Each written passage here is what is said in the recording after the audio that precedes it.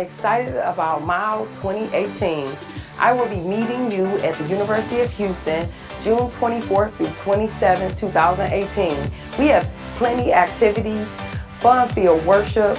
I can't wait to see you. Our daily theme is based on one body, many parts, one mission, different gifts, one household, many rooms, and one in Christ.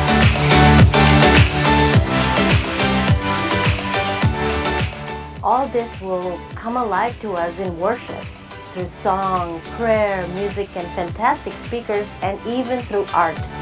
We'll be exposed to these themes in different ways, and we can come and worship and learn together. I'll see you at Cullen Hall.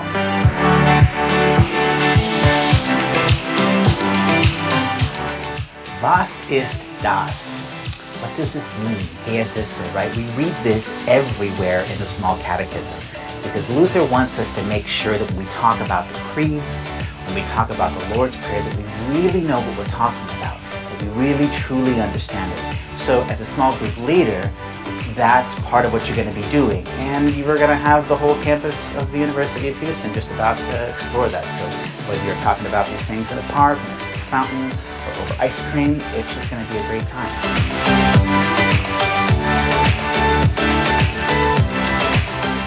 Hi everyone, my name is Stefanis. I'll be overseeing community life. It will take place in the evening time, all around the university, inside and outside. Remember that this is a multicultural youth event, so please bring your culture to share with everyone, and looking forward to seeing you.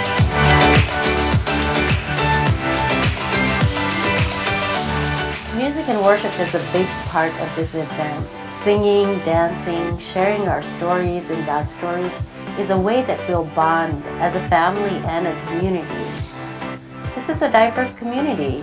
Our worship and leadership team will reflect that diversity. Our service day will be June 25th. We'll be working at homeless shelters, food pantries, community gardens, and places like that.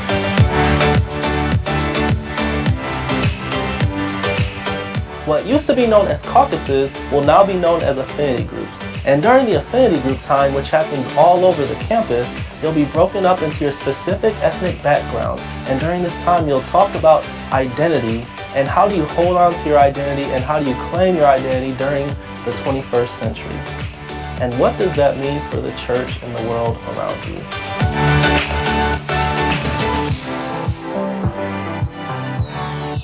For this event, we're asking for support over in Puerto Rico and the islands after the devastation that just took place. And we're asking for gift cards. If you want more information, just give us a call.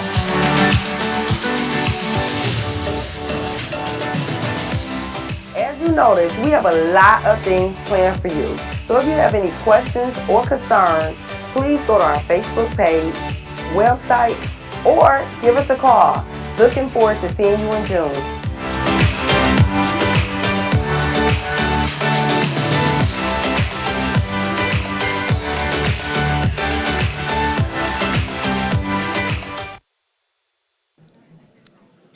We are back, and before we continue, we have a couple of brief announcements from Jane Cook. Please remember that if you are... Turn the mic on. Turn the mic on. No, just... I think I'm on now. Okay, please remember that if you are returning tomorrow, you keep your voting controller with you. I suggest you put it with your phone and your name tag. If you are not, you may hand it in before you leave at the registration area. If you're attending the meal this evening, it will be down on level 1 on the first floor in the Firestone room. Also, I would like to ask David or Beverly Craig and Bonnie Paltama to meet me over at the registration table soon, please. And someone left this in the Lomo room. If you don't say, come and get it from me, I guess it's mine. Thank you. Thank you.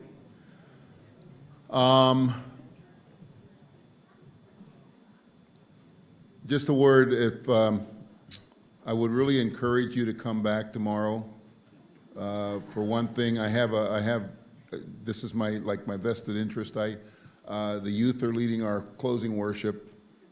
We have obviously the installation of all those people newly elected for the various positions, and also for the churchwide assembly, and also the sending right for the youngsters who will be attending the gathering, and the installation of our new director for evangelical mission. So all kinds of things, and the highlight will be the sermon preached by our presenter from the churchwide organization today, Ms. Mika McCracken. And so I really, really want you to come back for that. So if there's any way, I wish there was some other incentive I could give you, like a steak dinner or something, but I can't do that.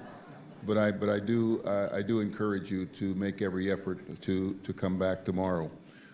We have a few things to get through this evening, and we will not get through all of them today, I can tell you that now. So we're going to move a lot of some of the business things to tomorrow morning, and because our schedule's a little more flexible tomorrow than it is today.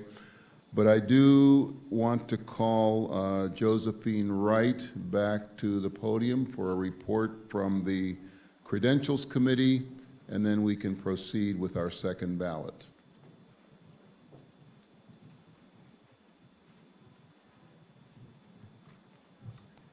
Thank you.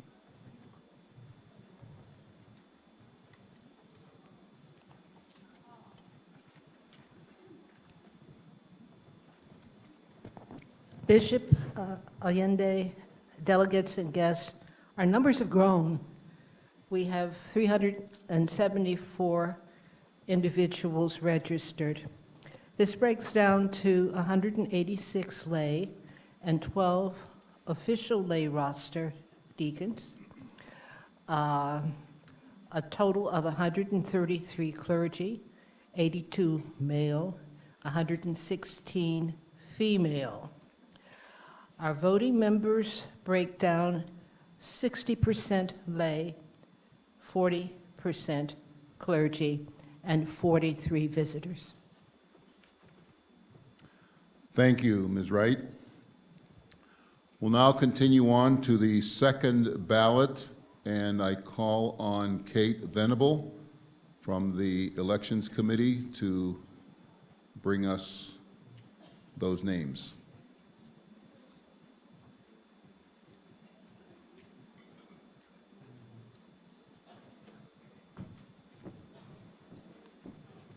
Hi again. Okay, our first ballot is for Synod Council. It's a Cleveland East lay, 3-year term.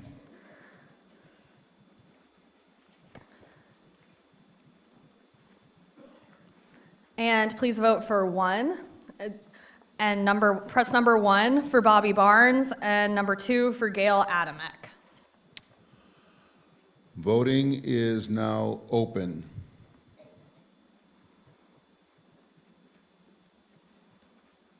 You have 15 seconds.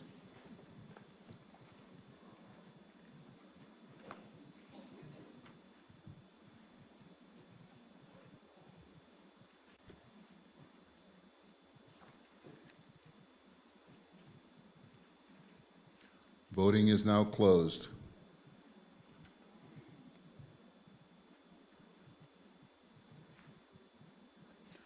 We have an election. May I see the results? Bobby Barnes is elected. Okay, our next ballot is for our church-wide assembly voting member. Vote for 1 clergy from Cleveland West Conference. Press 1 for the Reverend Angela Freeman Riley, and 2 for the Reverend James Watson. Voting is now open.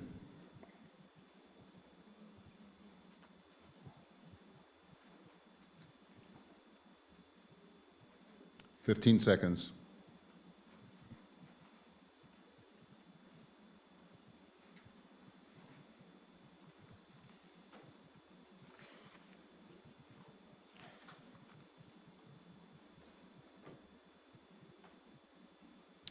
Voting is closed.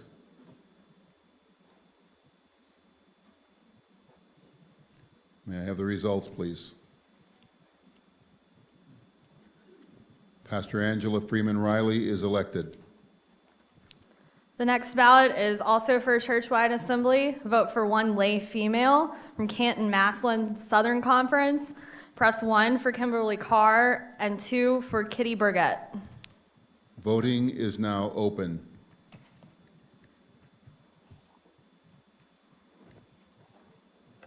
Fifteen seconds.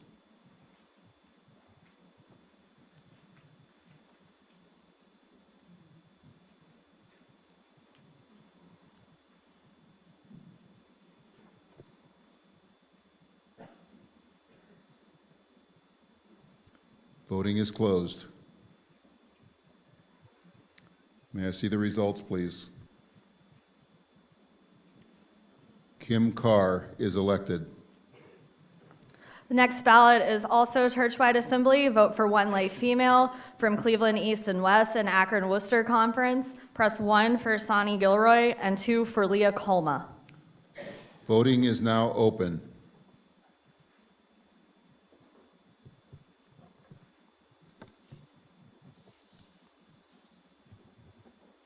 Fifteen seconds.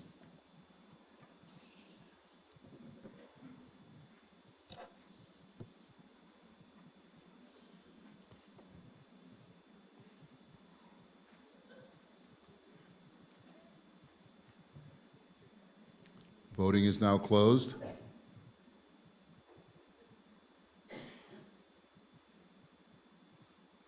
May I see the results, please?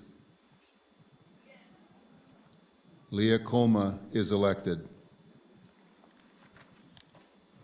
Our next ballot is for churchwide assembly. Vote for 1 lay male from Cleveland East and West and the Eastern Conference. Press 1 for Paul Gocknauer and 2 for Dale Veris. Voting is now open. 15 seconds.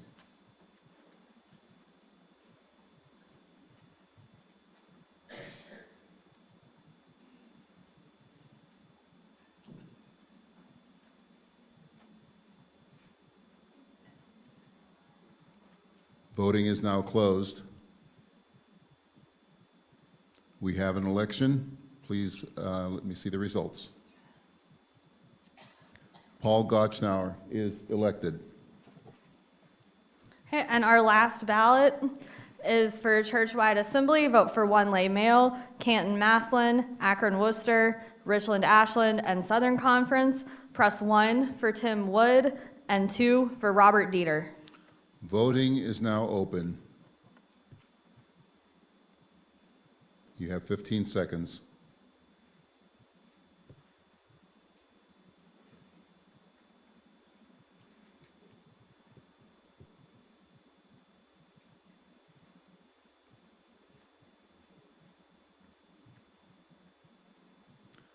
Voting is now closed.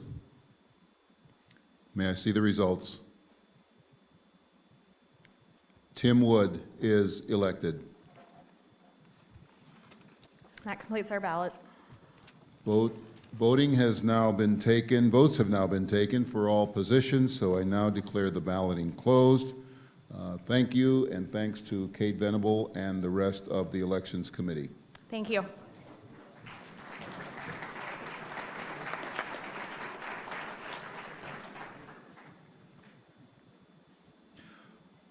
I call now on Pastor Darla Ann Kratzer with the report from the Reference and Counsel Committee.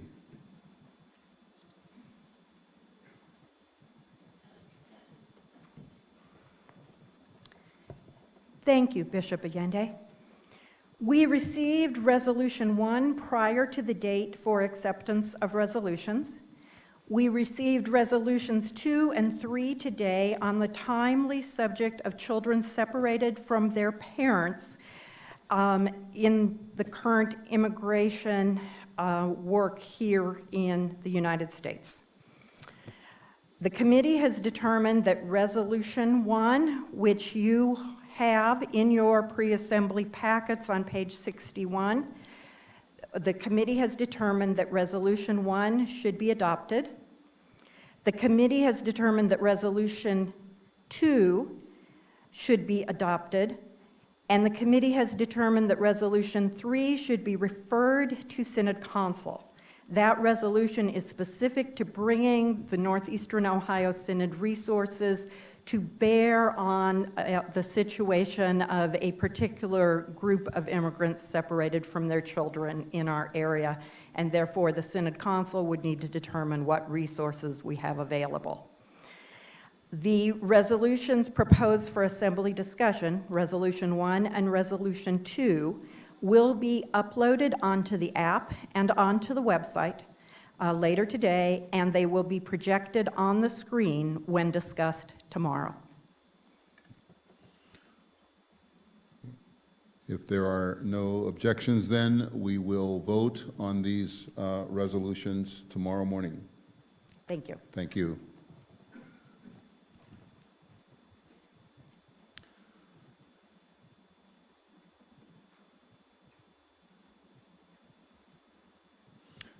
We are then now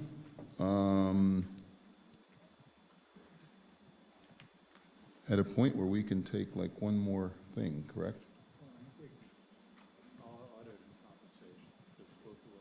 Okay. All right. So I call then on Pastor Laura Barbans with the report from the Audit Committee.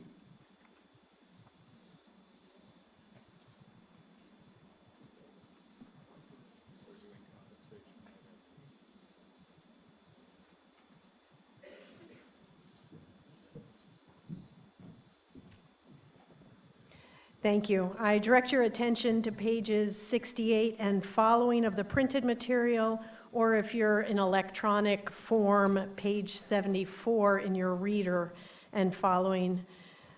This is the report of our external audit company, Apple Growth Partners. The audit committee met on April 19 to review the 2017-2018 fiscal year audit report with a representative from Apple Growth Partners. Our auditors found the Synod's records to be in good order according to generally accepted accounting practices, and the committee received their report for the official records of the Synod. After review, the committee also recommended that Apple Growth Partners be engaged as the Synod auditors for the 2018-2019 fiscal year, an action which was approved by the Synod Council on April 21st.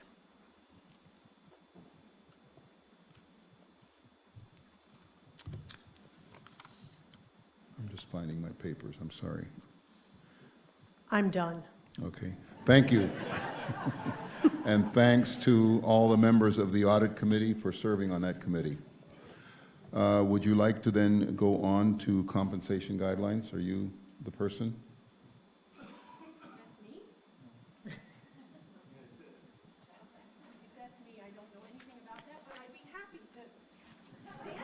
Okay. Who is it?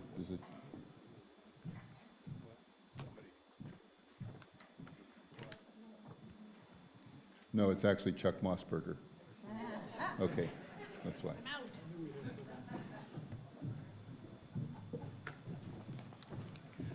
Moving right along. We do serve a God of grace, so. We're ready? Yes. Excuse me. Okay, what we have here is 2019 Synod Guidelines for Compensation, updated May 26, 2018. The guidelines and worksheets for ministers of work and sacrament, pastors, can be found beginning on page 102 of your material. For ministers of word and service, deacons, on page 110. And for non-rostered employees on page 116. For 2019, the recommendation is a 2% increase to the base salary. This represents a cost of living adjustment to the 2018 minimum base cash salary recommendation which was in turn based on the 2017 Social Security Administration cost of living adjustment. For both the rosters beyond the base salary, a $310 increase is recommended annually for an additional year of rostered service. Congregations paying less than guidelines are urged to consider moving toward the guidelines and base salary recommendation. It is also recommended that medical benefits through Portico be at the Gold Plus level. Please contact a Portico representative to discuss benefits with you as needed. These guidelines apply to full-time calls. Compensation for part-time calls should be made in consultation with the Synod staff. Congregations are reminded that when interim ministers are called to congregations, they are to be treated as though they were regularly called pastors for compensation purposes, according to the time spent and duties performed. There are other provisions regarding compensation in addition to financial. These are all included in your materials. While most of these provisions have not changed from prior years, federal actions on tax reform have required some changes in deductibility of certain allowances and professional expenses. Please read these sections of the compensation guidelines carefully and consult with the tax professional as needed.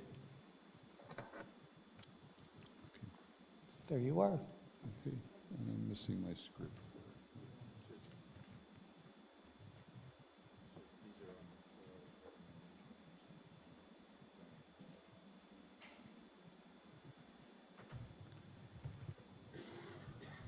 These are on the floor with a recommendation from Synod Council. Is there any discussion?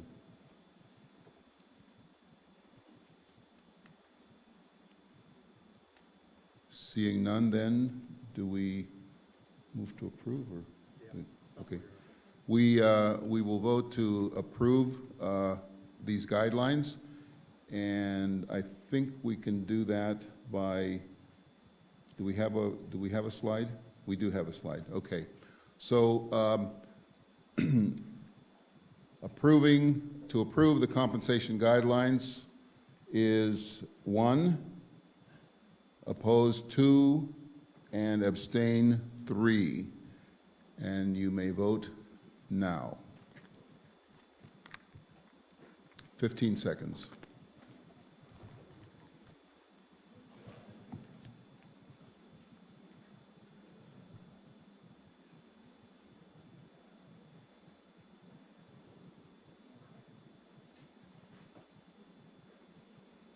Voting is closed.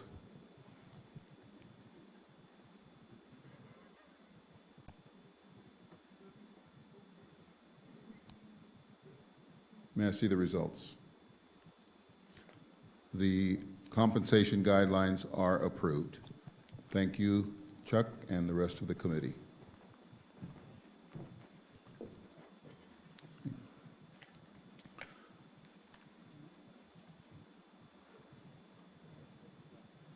We are then at a point approaching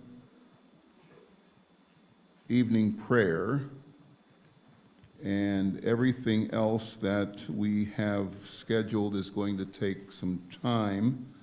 So therefore, all the items that we have not covered today, we will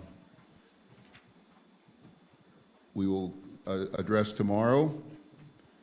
And we begin tomorrow morning at 8:15. The assembly reconvenes, so please be here for that. I just want to say a word. I know that following this, we have a dinner by invitation only for those retired pastors and also for those pastors celebrating significant anniversaries and congregations celebrating significant anniversaries.